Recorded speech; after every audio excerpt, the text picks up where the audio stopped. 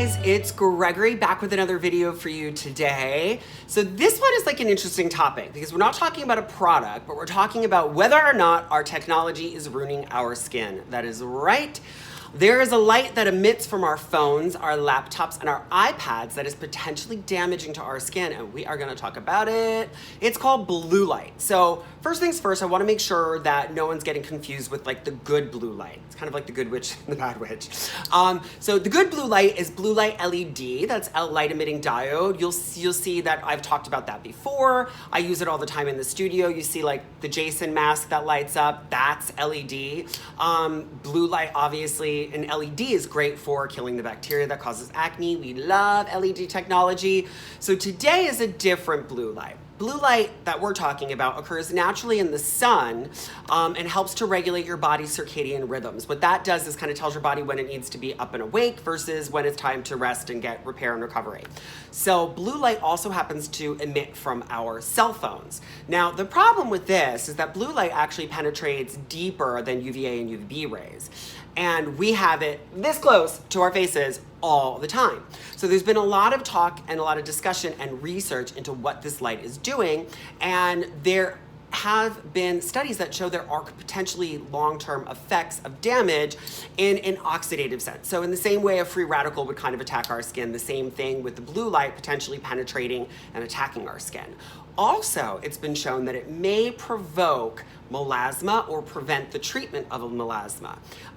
So this is really interesting because melasma is like hard enough to treat on its own. Nevertheless, the fact that your phone could exacerbate it.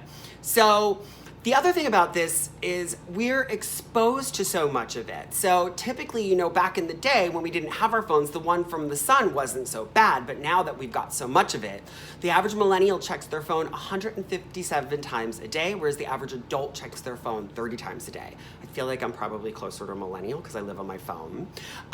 So this is a lot of up close and personal damage to the skin. 4 8-hour shifts in front of your computer are the same amount of energy as 20 minutes of midday sun. That's a lot on your skin.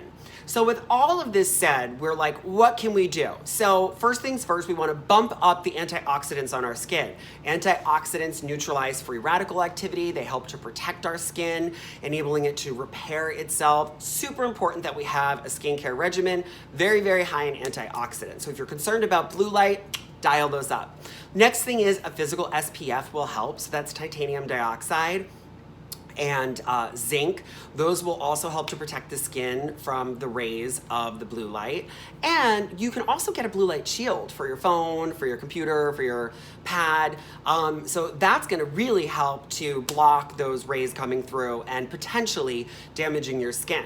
So there's still a lot of research to be done about this, but hey, it's good to be on top of it. One of the things that I found the most interesting about this was not necessarily the damage from the stress and oxidation that could occur, but more so what happens to the skin at night. So we talked about briefly how it could prevent our bodies from resting. Well, that blue light exposure at night totally confuses your skin cells, and it makes them not slip into that nighttime repair mode where all that fabulous rest and recovery, high beauty sleep occurs. So I'm gonna be much more cognizant of using my phone, and I probably just get a blue light shield because I'm on my phone too much. But what bothers me more is the fact that not having your skin get into that rest and recovery mode is super bad for your skin because it really, really needs that repair at night, and we already don't get enough sleep and rest. So definitely something to be aware about. We'll continue to talk about this as we find out more. I'm sure we will as technology goes on, but I figured it was a really good topic to cover now, and I'm sure a lot of you have more questions about it. So feel free to leave them below. We'll talk about it more. In the meantime, maybe try and be on our phones less. Yeah, probably not. Anyway, especially if you're watching me, don't put down your phones. Anyway, don't forget to subscribe, follow, like, and comment. It is wonderful seeing you all. I'll see you soon. Keep it beautiful.